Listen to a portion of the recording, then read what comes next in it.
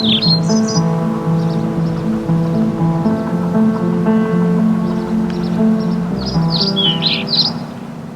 we move through our lives, we're witness to all within our own circles, our paths and daily traverses across the months and years that make up a lifetime. We understand we come from a much larger tapestry, a diverse intersection of many other circles and paths filled with emotional tides, ripples, and depths of instinctive circumstance many of us fail to acknowledge if they're not our own. Why? Because it's nearly impossible when we're so taken with our own lives as they play out before us. And so, the environment, which engulfs and supports all we experience, many times is ignored to the point of near decimation, until it interrupts us in some surprising way. A fire, an earthquake, drought, a spring flood, or an interaction with an animal in distress. Sometimes we lose the understanding, the truth that all around us has been engaging in a sort of symphonic masterpiece before our own lives ever intersected. In plain words, we can take all for granted, nothing more than a wrapper cast off after candy.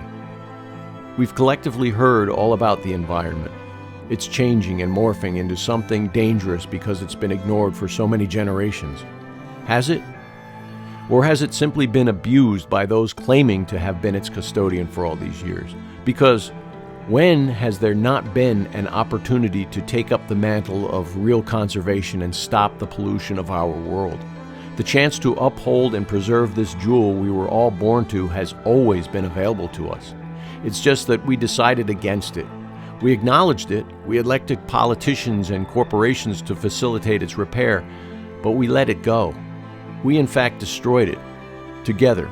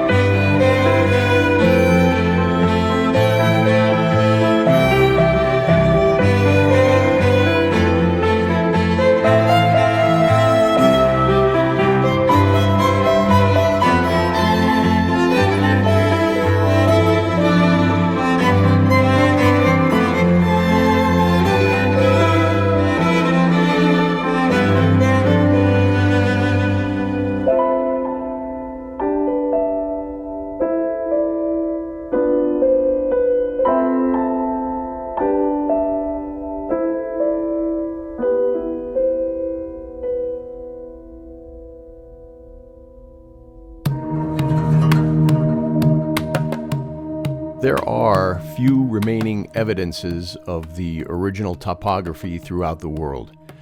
Of those few, waterways and rivers provide some of the last remnants of them. In some cases, these have been rerouted, dammed, harnessed for the creation of power, or used as open sewers for the containment of waste. The Industrial Revolution demanded production at all costs, and one of the first casualties were these vital arteries. Conservation wasn't on the radar, and the scale of waste simultaneously being created along with numerous consumer goods was unprecedented. The least expensive method of disposal was a pipeline into the many streams and rivers through countries around the world. Science at one point in time declared the oceans too vast to ever be impacted by man-made waste. Well, we all know how that science held up.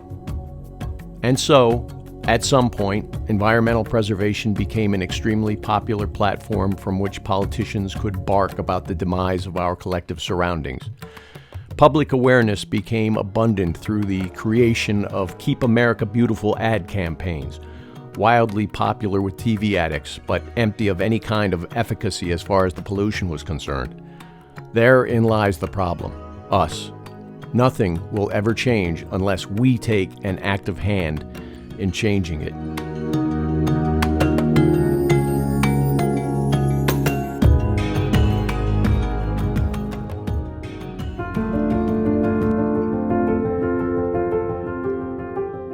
The Connecticut River is the longest river in New England at 406 miles in length. It originates 300 yards south of the U.S. border with Quebec, Canada. It discharges at Long Island Sound, where it produces 70% of the fresh water to the same. This once powerful river was home to some of the most fertile, productive farmland in all the northeastern United States. The Connecticut was also once home to many Indian tribes along its path and further inland as well. The Connecticut River is the largest river ecosystem in New England. Its watershed spans Connecticut, Massachusetts, New Hampshire, Vermont, small portions of Maine, and the Canadian province of Quebec. In the middle Connecticut region, the river reaches its maximum depth of 130 feet at Gill, Massachusetts, around the French King Bridge. The Nature Conservancy named the Connecticut River's tidelands as one of the Western Hemisphere's 40 last great places, while the Ramsar Convention on Wetlands listed its estuary and tidal wetlands as one of the 1,759 wetlands of international importance. In 1997, the Connecticut River was designated one of only 14 heritage rivers, which recognized its distinctive natural, economic, agricultural, scenic, historic, cultural, and recreational qualities. In May 2012, the Connecticut River was designated America's first national blueway in recognition of the restoration and preservation efforts on the river.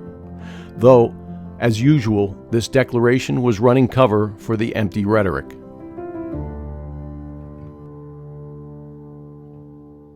Northfield Mountain is the largest pump storage plant in New England. We use the 22-mile section of the Connecticut River in this area as our lower reservoir. From here it goes through a mile-long tunnel. It basically looks like a freeway underground. Typically at night, during the non-peak times, we'll use electricity right off the grid, right off the street like you use at your house, to turn our turbines in reverse direction, counterclockwise, to pump water from the Connecticut River to a man-made mountaintop reservoir. We'll hold that there for another time when generation is actually needed. It's like a big battery.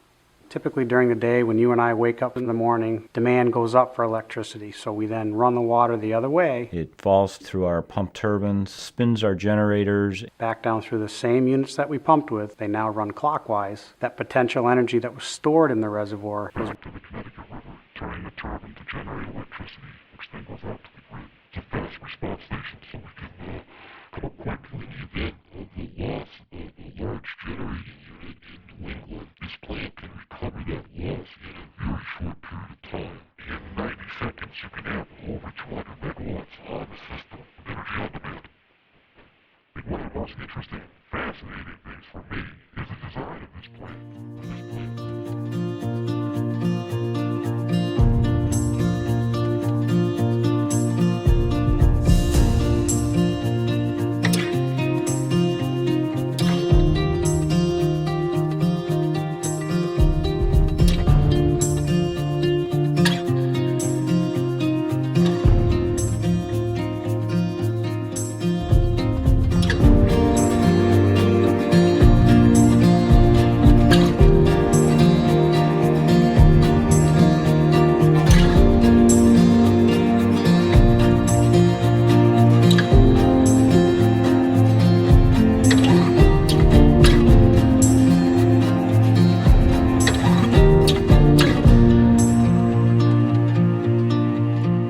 Susan Olmsted lives in Greenfield, Massachusetts. She recently wrote an op-ed piece, and it was submitted and printed in the local newspaper, the Greenfield Recorder. She does a good job of describing how this facility manufactures electricity. Hydro storage facilities operate by moving water between an upper and a lower reservoir. Northfield Mountain Pump Storage Facility is an open-loop system, meaning that it uses an open body of water, in this case the Connecticut River, as its lower reservoir. An open-loop system is inherently more ecologically damaging than a closed-loop system, one that uses man-made reservoirs for both the upper and lower reservoir, because it subjects a natural water source, in this case, a 20-mile stretch of the Connecticut River that includes the Silvio Oconte Connecticut River National Fish and Wildlife Refuge, to a very unnatural process of being pulled backwards and then uphill on a daily basis. This 20-mile stretch of the river extends from the Turners Falls Dam to the Vernon Dam in Vermont. The disruptions to water flow and the changes to the water level caused by a daily withdrawal and return of billions of gallons of water have caused extensive erosions to the riverbanks and created havoc for this river's aquatic life, most notably the hundreds of thousands of Native American shad that return to this river annually to spawn." Unquote. Also, Carl Meyer, a local New England journalist, has been an outspoken opponent of the Northfield pumping facility since its inception. Here's an excerpt from a recent article of his. Quote, "No river should die in the dark, certainly not the Connecticut, New England's ocean lifeline and central artery. But after 9 years of participating and intervening in the Federal Energy Regulatory Commission's hydro relicensing in Massachusetts, I fear that may happen.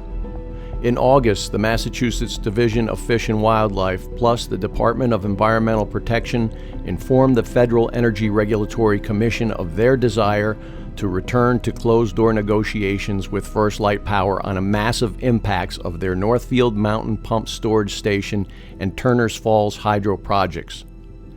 The U.S. Fish and Wildlife Service endorsed those confidentiality-shrouded talks, asking FERC to delay pending licensing rulings while that horse trading occurs. Daily, for half a century, the Northfield Mountain Pump Storage Station has turned miles of river into a chaos of brutal surges and reversed flows, forcing it from its natural course and killing hundreds of millions of fish and aquatic animals annually. It fails to meet the definition of a river in Massachusetts. Under conditions present for up to 4 months a year, Northfield's peak suctioning actually halts, then reverses the Connecticut's flow for over 3 miles downstream for hours. It's a heart attack followed by an ecosystem stroke." Unquote. As you can see, Carl shares the sentiment of Susan Olmsted and many others who see this operation for what it is. It's strictly a money-making scheme for its owners with no consideration given to the impact on the surrounding environment. Shayla Freeland, a young writer from Gill, Massachusetts, wrote perhaps the most succinct summation of the effects of that machine on the river's life. In a commentary in the Greenfield Recorder on November 19, 2021, she wrote, "The turbines of the pump station suck in life and throw out death. These are the sentiments of a younger generation, those that may care about their environment. It's not the political rhetoric du jour. Global warming, which has since morphed into climate change and a platform of control, because control is what this system has always craved. The Air Force has been quoted, quote, 'By 2025, we'll own the weather,' unquote. When these statements are made, this one was made in the 1990s, then you can be sure they're already controlling it. These statements may in fact sound conspiratorial, but when we also consider the fact all of it is encased within an agenda put together decades before by the United Nations, Agenda 21 and 2030. So, under cover of protecting the environment, these operations have been prepared to in fact destroy it, doing lasting damage over long periods of time. But the Earth and her environment, much like her human counterparts, need only a respite from these destructive practices, and it begins to heal. It will always attempt repair and regeneration if given a chance, and this is the direction in which we collectively need to move. Thank you for taking the time to understand a dilemma which is currently affecting us all, not just here in Northfield, but throughout Massachusetts and the world at large.